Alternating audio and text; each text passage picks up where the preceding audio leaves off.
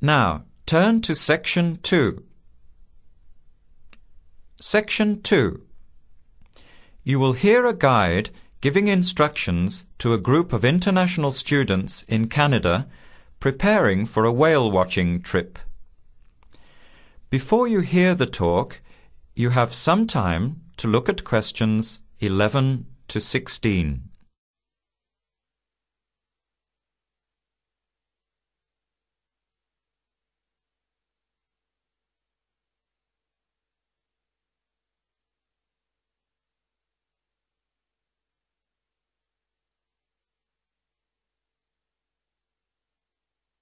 Now listen carefully to the first part of the talk and answer questions 11 to 16. Hello, everyone. Glad to see so many happy faces on this wild and windy day. Are you all ready to go looking for whales? I'm Tony, and our other guide today is Dale. We'll be using these 2 rubber boats you see here, and our trip today will take 3 hours.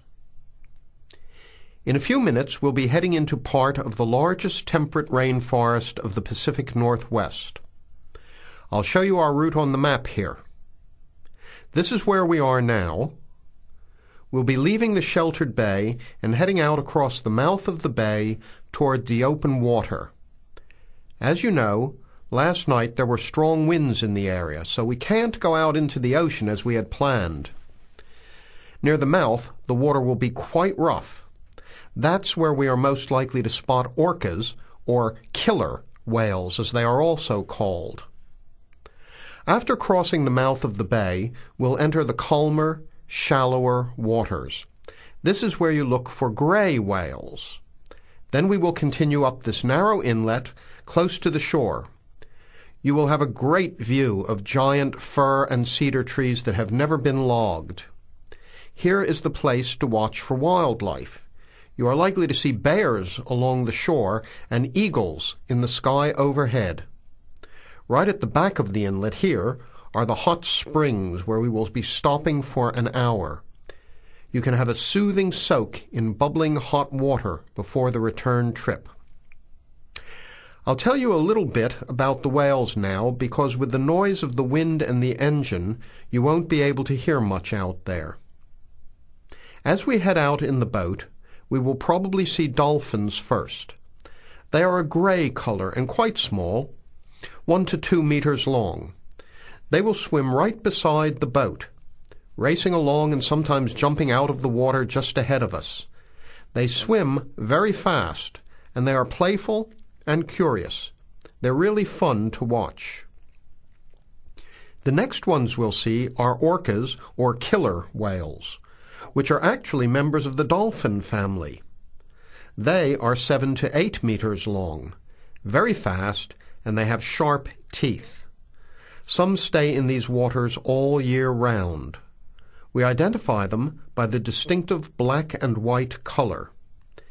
They feed mainly on salmon in these waters, but the orca diet can include seabirds, seals, dolphins, and other mammals. They can be fierce hunters, and this is why they are called killer whales. We should start watching for them as soon as we get out toward open water. We're likely to spot the orcas from a considerable distance. Watch for the black and white marking and mist spouting from the blowholes on top of their heads. Just outside the inlet is where we will probably see gray whales. The grays are migratory. They pass through here twice a year, moving from far in the north where they feed to the warm southern waters where they breed. You are very lucky today because several have been reported in the area. Unlike the orcas, grays are solitary, except when you see a mother with a calf. The gray whales are much longer and heavier than the orcas, 14 meters long, and weighing up to 30 tons. The gray whales are filter feeders, gathering tiny ghost shrimp from the sand at the bottom. We recognize grays from their tail fins because each one is different. Once we find the whales, we'll come up as close as we can safely. We are allowed to approach the whales no closer than 50 meters, but that feels pretty close when you are in the presence of animals this big. You'll see mist coming out of the blowholes when they breathe out, and you'll hear a loud hiss. If we are downwind, we might even be able to smell them, a strong, fishy smell. Before the talk continues, you have some time to look at questions 17 to 20.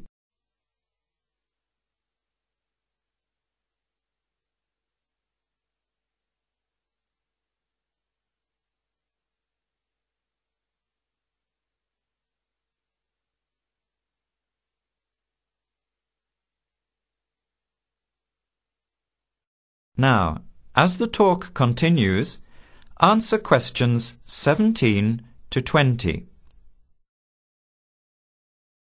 Now, for just a few words of caution.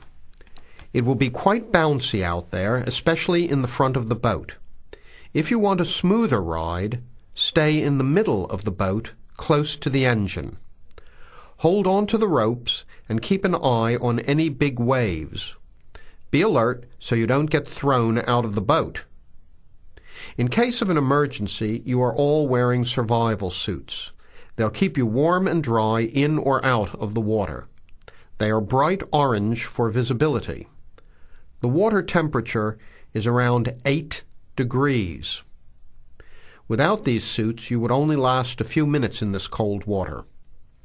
With these suits, your survival time is increased dramatically. They will keep you upright in the water even if you can't swim. But we don't expect anybody to end up in the water, so don't worry. Now, are there any questions? I'm afraid of getting seasick. Right. I was just coming to that.